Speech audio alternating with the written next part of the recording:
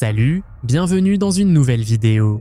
Notre Terre regorge de recoins cachés et d'endroits mystérieux que même les scientifiques modernes trouvent déroutants. La planète continue de nous surprendre avec ses mystères non résolus. Cependant, chaque lieu inexplicable nous invite à creuser plus profondément et nous confronte à la réalité passionnante. Il y a encore beaucoup de choses que nous ne comprenons pas. Aujourd'hui, nous vous présentons 20 lieux mystérieux que les scientifiques ne peuvent expliquer. Vous êtes nouveau sur la chaîne? N'hésitez pas à vous abonner, à cliquer sur la cloche pour activer les notifications et à laisser un pouce vers le haut pour nous soutenir. Numéro 20. Les grottes de Barabar sont un groupe de grottes creusées dans la roche situées dans l'état du Bihar, à l'est de l'Inde. Elles sont situées dans les collines jumelles de Barabar et Nagarjuni. Les grottes de Barabar sont considérées comme les plus anciennes grottes creusées dans la roche en Inde, remontant à l'empire Maurya, qui existait de 322 à 185 avant notre ère. L'un des mystères entourant les grottes est la raison pour laquelle elles ont été creusées dans la roche solide. Même si certaines grottes étaient dédiées aux Ajivika, une secte d'ascètes, on ne sait pas exactement comment toutes les grottes étaient utilisées. Les grottes sont connues pour leurs effets d'écho remarquables, renforcés par les surfaces hautement polies des intérieurs. Le son dans les grottes peut être amplifié et déformé, même une seule note ou un seul mot produisant un écho prolongé. Les conversations peuvent être déformées et assourdies, et il peut être difficile d'entendre quelqu'un parler directement devant vous en raison de la résonance entourant l'espace. Une théorie suggère que l'effet d'écho était utilisé pour renforcer les chants des moines ou les cérémonies religieuses organisées dans les grottes. Numéro 19.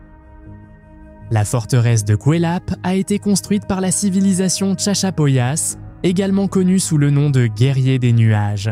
Ils ont habité la région à partir du 9e siècle de notre ère jusqu'à leur éventuel déclin et disparition. La forteresse servait de centre politique et on pense qu'elle était une ville fortifiée plutôt qu'une forteresse traditionnelle. Cependant, c'est une merveille architecturale avec des murs de pierre massifs atteignant jusqu'à environ 20 mètres de hauteur et une épaisseur moyenne d'environ 80 cm. La forteresse d'origine couvrait une superficie de 15 hectares et se composait de bâtiments à vocation civile, religieuse et militaire. De plus, il présente des habitations rondes en pierre avec des frises géométriques complexes, des peintures murales et des sculptures en haut relief. L'emplacement précis de la forteresse de Kuelap est significatif. Perché au sommet d'une montagne au-dessus de la vallée de la rivière Utcubamba, il était stratégiquement positionné pour se défendre contre les invasions des autres tribus de la région. Certaines théories suggèrent qu'il servait de défense contre l'invasion, tandis que d'autres suggèrent qu'il s'agissait d'un sanctuaire pré-inca ou d'un centre d'activité religieuse. Numéro 18.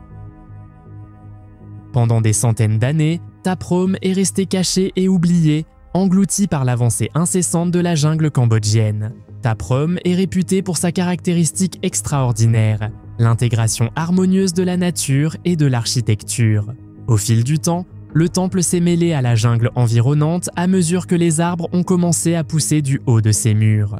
La croissance incessante des arbres a fini par amener certains d'entre eux à renverser les murs de pierre. Taprom a été construit à la fin du XIIe et au début du XIIIe siècle sous le règne du roi Jayavarman VII, l'un des rois les plus influents de l'Empire Khmer.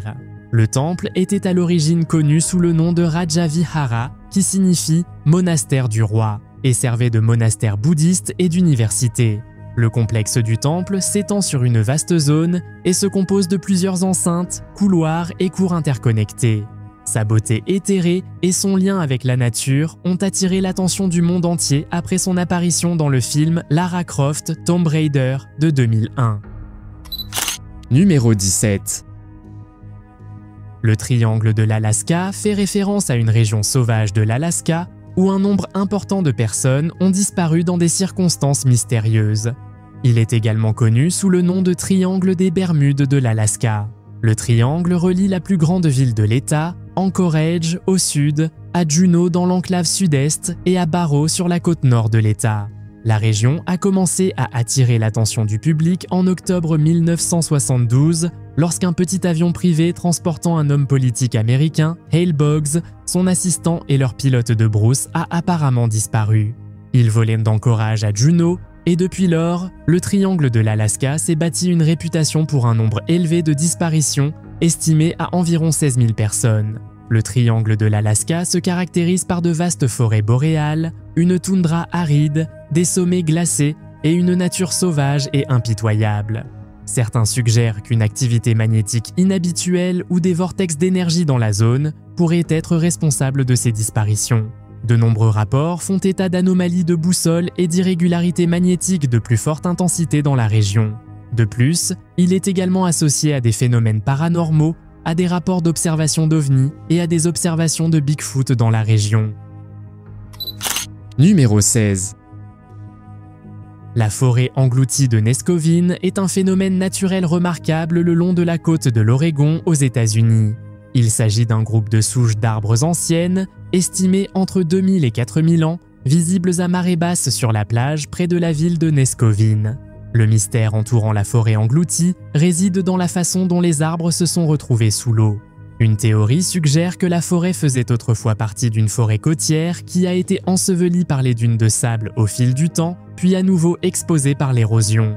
Une autre théorie propose qu'un tremblement de terre massif, tel que le tremblement de terre de la zone de subduction de Cascadia, ait provoqué l'affaissement de la terre, submergeant les arbres sous l'eau. Ce qui ajoute au mystère est que les arbres semblent remarquablement bien conservés, certains conservant même leur écorce, même s'ils ont été sous l'eau pendant des siècles. Les souches d'arbres submergés qui forment la forêt engloutie ont gagné le surnom de forêt fantôme de Nescovine, en raison de leur apparence étrange. Pendant des siècles, ces anciennes souches ont été cachées sous le sable, dépassant parfois au-dessus de l'eau de mer, donnant lieu à des légendes locales et à des récits de forêts hantées.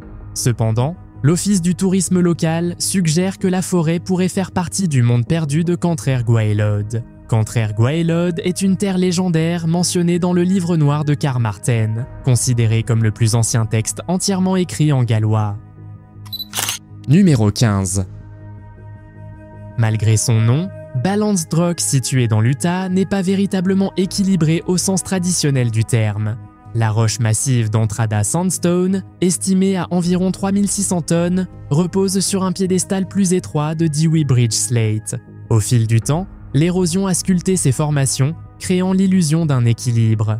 Balanced Rock avait un petit frère appelé Chip of the Old Block, qui s'est effondré au cours de l'hiver 1975-76 en raison des mêmes forces d'érosion et d'altération. C'est l'un des éléments les plus emblématiques du parc national des Arches. Se dressant à une hauteur étonnante de 39 mètres, il est visible depuis diverses parties du parc et constitue un arrêt populaire pour les visiteurs circulant le long de la route du parc. Ce qui rend Balanced Rock mystérieux et inhabituel, c'est la pure improbabilité de son existence. Le rocher semble défier la gravité car il repose en équilibre sur un piédestal relativement petit. Cela a conduit à des spéculations sur la manière dont un équilibre aussi délicat aurait pu être maintenu pendant des milliers, voire des millions d'années. Numéro 14. L'île Vitonée, également connue sous le nom d'île Envetnée, est une petite île située sur le lac Turkana au Kenya. Le nom Envetenet signifie « pas de retour » dans la langue locale El Molo de la tribu résidant dans la région. Selon la légende, l'île était autrefois habitée par des gens qui se rendaient régulièrement sur le continent pour faire du commerce. Cependant, un jour, les habitants ont soudainement cessé de venir sur le continent, laissant l'île complètement déserte. Inquiets de leur disparition soudaine, 2 hommes locaux se sont aventurés sur l'île pour enquêter. À leur grande surprise, ils trouvèrent l'endroit abandonné, avec des cabanes remplies d'objets divers et des poissons pourris par les incendies éteints. Il n'y avait aucun signe de présence humaine. Dans une autre version, on pense que l'île était un refuge pour une famille cherchant refuge contre les marchands d'esclaves soudanais. La famille et ceux qui les recherchaient ont disparu, ce qui laisse penser qu'ils pourraient avoir été victimes de cobras ou de crocodiles des îles. L'île a depuis acquis une réputation mystérieuse, alimentée par la disparition de 2 scientifiques, Martin Shefflin et Bill Dayson, qui l'ont visitée en 1935. Bien qu'ils aient signalé un atterrissage réussi et signalé occasionnellement leur présence par des signaux lumineux, ils ont soudainement cessé toute communication. Une équipe de recherche a été dépêchée, mais aucune trace des scientifiques n'a été trouvée. Numéro 13. Choquequirao est un site archéologique inca situé dans le sud du Pérou, connu pour sa ressemblance de structure et d'architecture avec le Machu Picchu. Les ruines sont constituées de bâtiments et de terrasses situés à différents niveaux au-dessus et en dessous de Sunchupata, une colline tronquée. Il se trouve à une altitude de 3050 mètres dans la chaîne de montagnes de Vilcabamba. Plus grande que le Machu Picchu, les ruines auraient servi de forteresse, de centre cérémoniel, de ville et peut-être de dernier refuge pour les dirigeants incas. Les murs des terrasses en pierre d'ardoise grise sont ornés de rochers blancs représentant de manière intrigante 2 douzaines de lamas. Un voyage à Choquequirao n'est pas pour les âmes sensibles, car il faut normalement 2 à 3 jours aux randonneurs pour faire l'aller-retour. Choquequirao se trouve le long d'une route historique reliant les sommets andins aux basses terres de la jungle, mais une grande partie de sa vaste superficie reste inconnue en raison de son éloignement. Selon la légende, Manco Inca, le chef de la résistance inca du XVe siècle, aurait cherché refuge dans la citadelle au cours de sa guérilla contre les Espagnols qui aurait duré plusieurs décennies. Il y a aussi des rumeurs selon lesquelles il abriterait encore des coffres remplis d'artefacts dorés. Numéro 12. Les Moeraki Boulders sont une collection de mystérieuses pierres rondes situées sur la plage de Koekoe, entre les villes de Moeraki et Hampden en Nouvelle-Zélande. Chaque rocher pèse plusieurs tonnes et peut atteindre jusqu'à 2 mètres de hauteur. Selon les scientifiques, les rochers sont des concrétions de calcite formées il y a environ 65 millions d'années. Ces rochers, dont certains peuvent avoir un diamètre allant jusqu'à 3 mètres, se distinguent par leur forme presque parfaitement ronde. Ils ressemblent à des billes géantes dispersées sur la plage, créant un paysage surréaliste et surnaturel. Le mystère réside dans la façon dont ces rochers se sont formés. Bien que les scientifiques pensent qu'elles ont commencé sous forme de concrétion, qui se forment lorsque les minéraux s'accumulent autour d'un noyau dans une roche sédimentaire, le processus exact qui crée de telles formes parfaitement rondes reste flou.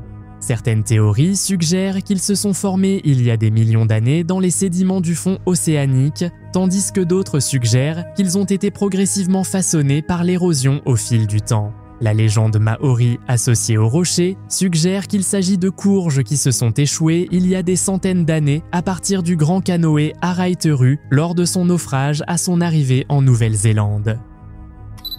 Numéro 11. La zone silencieuse de Mapimi, située près du Bolson de Mapimi à Durango, au Mexique, a acquis la réputation de triangle terrestre des Bermudes en raison de ses caractéristiques particulières et des légendes qui y sont associées. Selon les légendes locales, la zone silencieuse de Mapimi est une zone où les signaux radio et diverses formes de communication ne peuvent pas être reçus. Il est considéré comme un endroit où les transmissions électromagnétiques sont perturbées et où les boussoles ne peuvent pas indiquer le nord magnétique. Un événement notable associé à ce lieu s'est produit en juillet 1970. Une fusée d'essai Athena RTV a été lancée depuis le complexe de lancement de Green River dans l'Utah, mais a perdu le contrôle et s'est écrasée dans la région du désert de Mapim, dans la zone silencieuse. La fusée transportait des conteneurs de cobalt-57, un isotope utilisé dans les bombes salées pour contaminer intentionnellement de vastes zones. Cet incident a contribué au folklore et à la fascination de la région. La zone silencieuse de Mapimi est également connue pour ses caractéristiques géologiques uniques. C'était autrefois un ancien fond marin de l'océan Thétis, avec des fossiles marins laissés sur place et d'importants gisements de sel qui sont aujourd'hui exploités. Numéro 10. The Wave est une formation rocheuse de grès située en Arizona, près de la frontière nord avec l'Utah. Il est situé sur les pentes de Coyote Buttes, dans la nature sauvage de Paria Canyon Vermilion Cliffs, sur le plateau du Colorado. La vague est réputée pour son aspect ondulé remarquable, avec des structures de grès massives étirées comme des dômes en strates couleur tirée cannelle.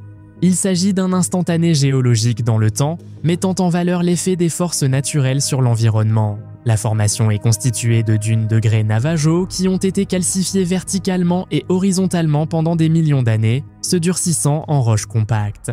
Gardez à l'esprit que le grès Navajo s'est formé il y a entre 150 millions et 200 millions d'années pendant la période jurassique. Cette strate fluctuante unique est créée par une lente érosion éolienne et pluviale. Visiter The Wave nécessite un permis, et seul un nombre limité de permis est délivré par jour. Voudriez-vous un jour venir ici?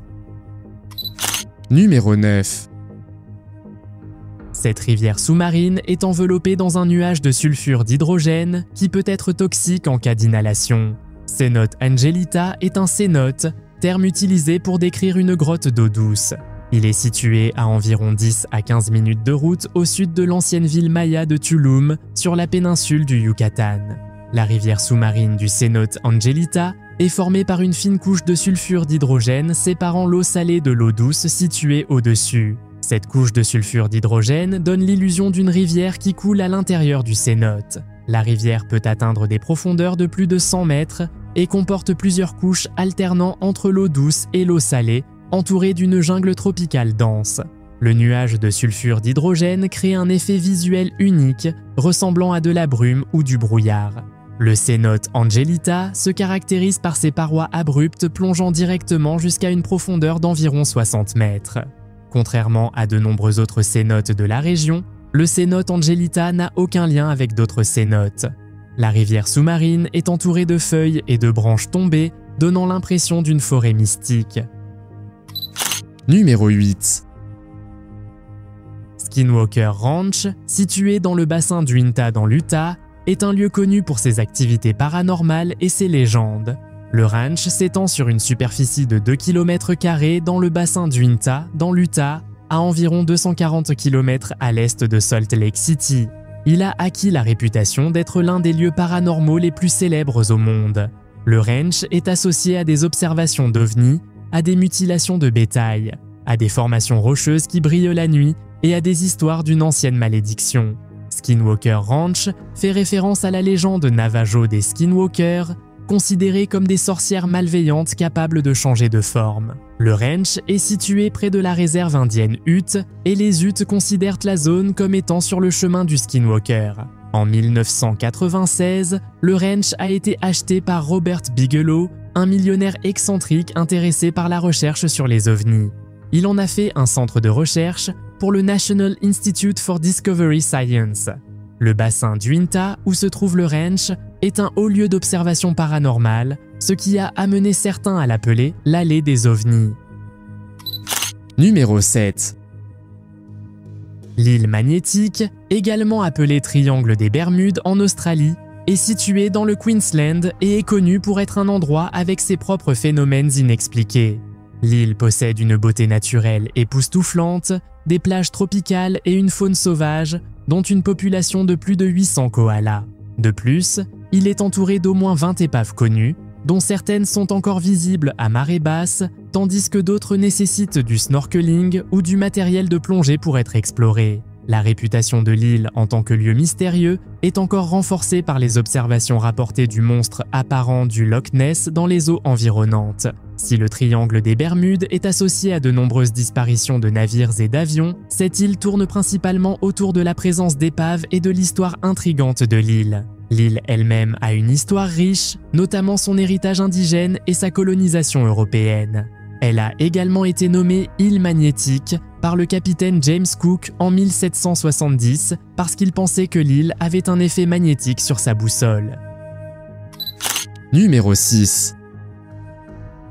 La base aérienne de Gjader est un ancien aérodrome militaire situé à Gjader, dans le comté de Lej, en Albanie.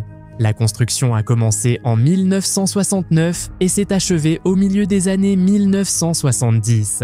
L'aérodrome a été construit pour contrer toute menace de l'armée de l'air yougoslave s'introduisant dans l'espace aérien albanais. La base était stratégiquement située près d'une montagne et la piste était conçue pour que les avions puissent entrer dans un tunnel sous la montagne après l'atterrissage.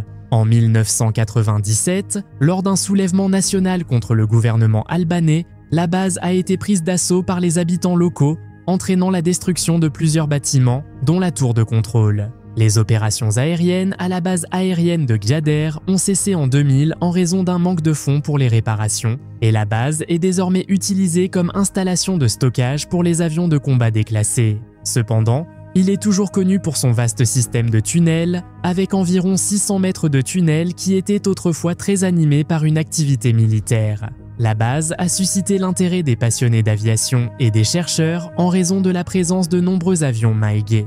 Il est également souvent associé aux milliers de bunkers en béton construits dans toute l'Albanie pendant l'ère communiste comme stratégie de défense contre l'invasion étrangère.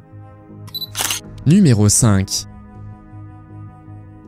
Le colosse des Apennins, également connu sous le nom de Colosse dell'Appennino, est une statue en pierre située sur le terrain de la Villa Demidoff à Vaglia, en Toscane, en Italie. Créée par le sculpteur flamand Giambologna à la fin des années 1580, cette figure colossale est une personnification des Apennins. La statue mesure environ 11 mètres de haut et a été construite sur le terrain de l'ancienne Villa di Pratolino. Le colosse des Apennins servait de source d'eau pour le Pratolino, ses fontaines et ses jeux d'eau secrets. La statue représente un homme âgé accroupi au bord d'un lac et est entouré d'autres sculptures mythologiques telles que Pégase, Parnasse et Jupiter. Avec une taille impressionnante d'environ 11 mètres de haut, il possède également un intérieur remarquablement détaillé. L'intérieur de la statue est finement sculpté et soigneusement planifié, comprenant diverses pièces et chambres cachées. On murmure que la main gauche de la statue tenait autrefois un monstre qui crachait de l'eau d'un ruisseau souterrain, et les spéculations suggèrent que l'espace à l'intérieur de sa tête était conçu pour une cheminée qui, une fois allumée, émettrait de la fumée par ses narines. Numéro 4. Le lac Spotted est un plan d'eau unique situé entre les vallées de l'Okanagan et de la Similkameen en Colombie-Britannique, au Canada. Il est connu pour ses motifs distinctifs causés par de fortes concentrations de minéraux, notamment le sulfate de magnésium, les sulfates de calcium et de sodium, ainsi que des traces d'argent et de titane.